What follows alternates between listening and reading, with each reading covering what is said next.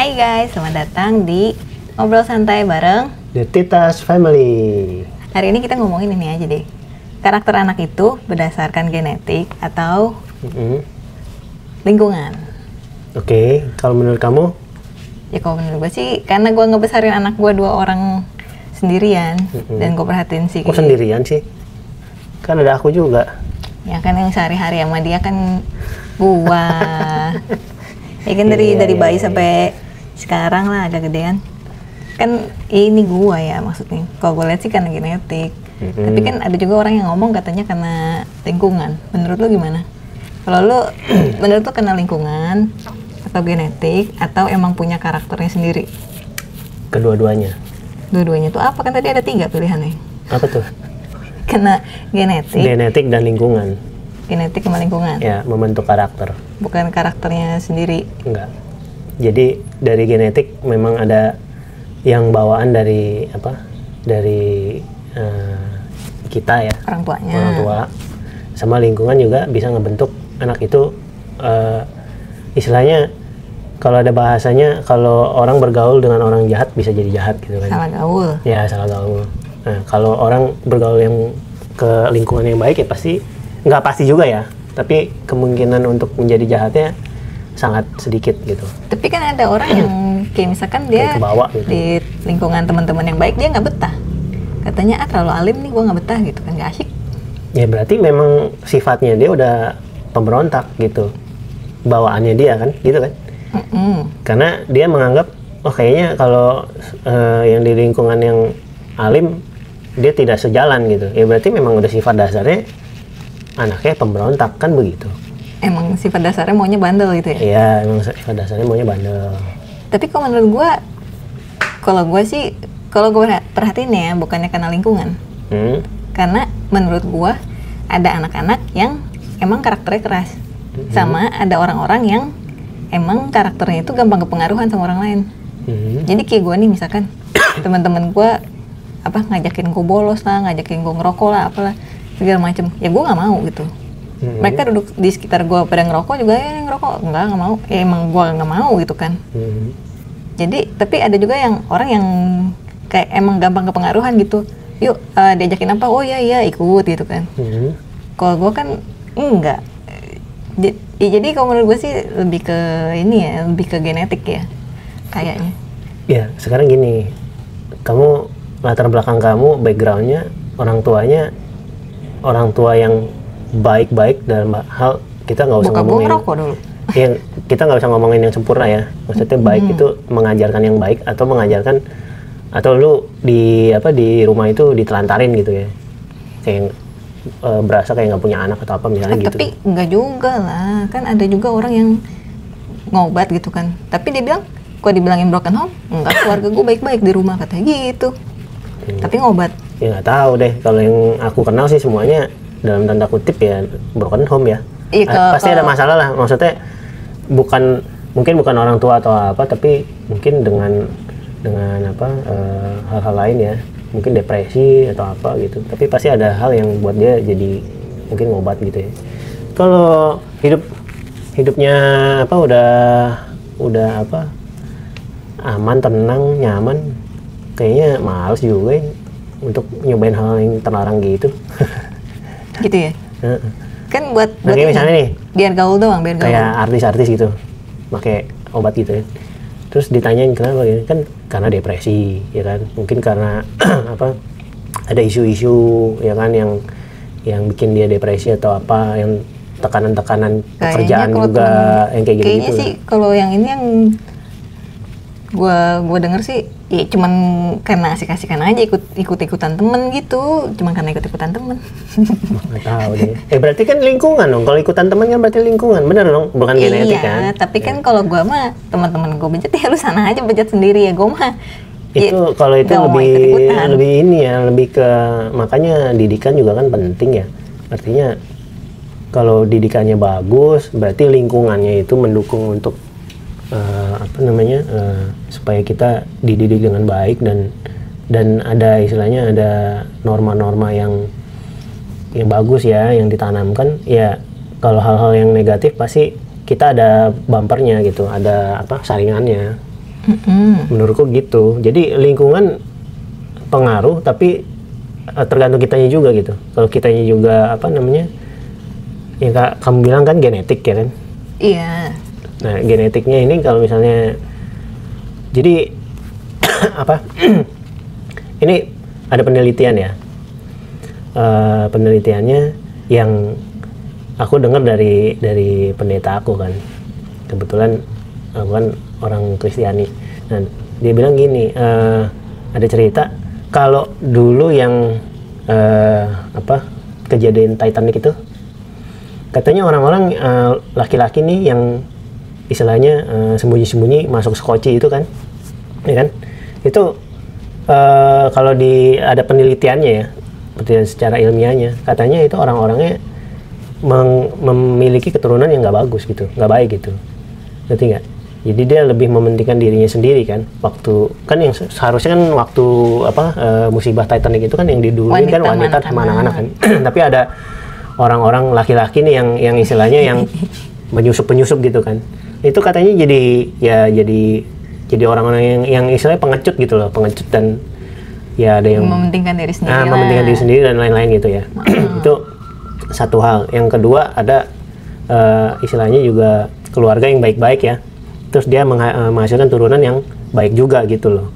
Jadi genetik iya, tapi lingkungan juga membuat dia jadi begitu gitu loh. Ya.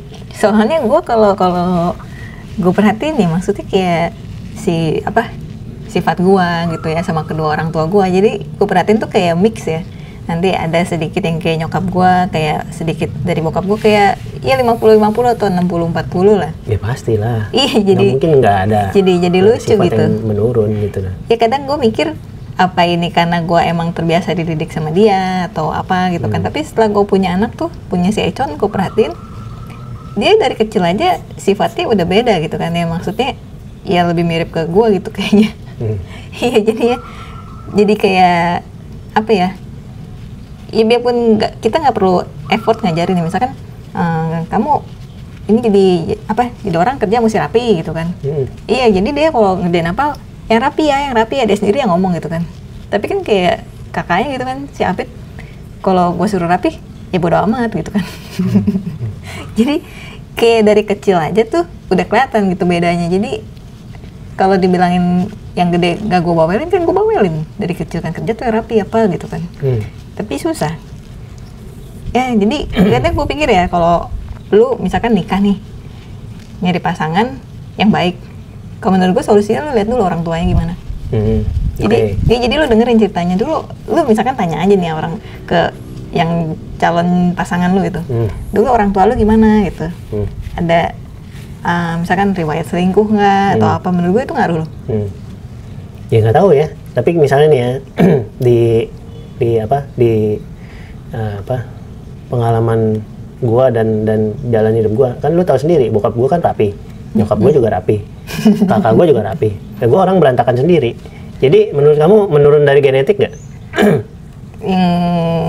Kan lu lihat sendiri ya, keluarga gua semua rapi kan orangnya. Tapi lu bilang sampai kalau bahasanya, kalau istilahnya lebih parahnya lagi, kalau kakak gua ya itu udah orang paling bersih sedunia kali gitu kan. HP aja dilap-lap mulu. Iya, HP dilap-lapin mulu gitu kan. Jadi jauh berbeda dengan gua yang kalau ngelihat orang tua gua juga orangnya menurut gua sangat cukup rapi lah ya. Mungkin lu sebenarnya punya dasar rapi kali, tapi ya nggak tahu juga ya. Tapi nggak terbiasa aja kali. Nggak tahu deh. Ya bukan niatnya sih pengennya rapi ya, tapi ujung-ujungnya. Tapi nggak bisa. Ujung-ujungnya berantakan lagi.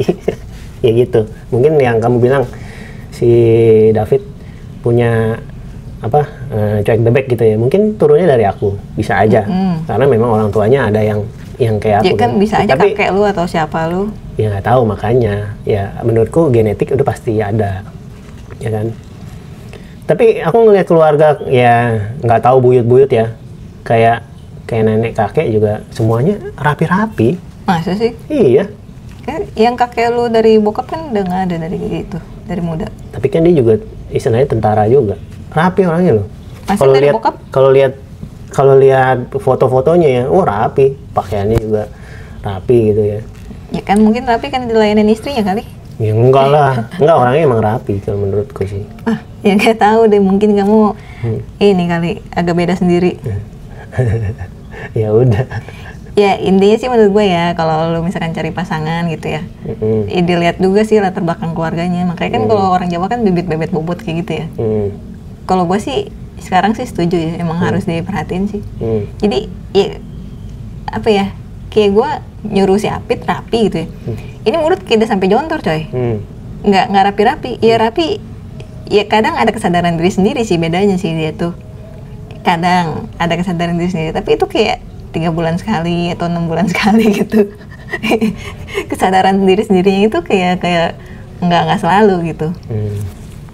Oke. Mungkin apa karena gue sering bawelin dia gitu kan. Tapi kalau lingkungan menurutku sangat yakin itu juga pengaruh. Karena waktu zaman aku sekolah dulu juga ya lingkungan pengaruh sih. Ya, kayak dulu aku kan sekolahnya di area namanya kan apa, daerah Kodamar ya. Jadi memang dididiknya di sekolah yang keras banget gitu loh. Ya kan, jadi aku sedikit banyak orangnya agak sedikit nekat-nekat lah ya, kamu tahu sendiri lah ya. Iya.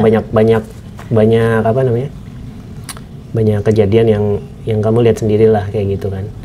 Jadi kalau mungkin aku di sekolah yang istilahnya yang nyantai, nyaman apa ya, mungkin aku nggak ini ya, lebih apa, orangnya lebih kalem ya, mungkin begitu juga gitu loh. Nah emang lingkungannya juga apa, anak-anaknya kan bokap lu emang temperamen juga orangnya. Iya kan, makanya kan. Tapi istilahnya dari lingkungan mungkin aku bisa lebih meredam gitu kan. Istilahnya kalau lingkunganku ya kalangan anak-anak, bahasanya anak-anak culun deh gitu misalnya. Ngomong-ngomong lingkungan nih, gue jadi inget nih waktu si Apit masih kecil.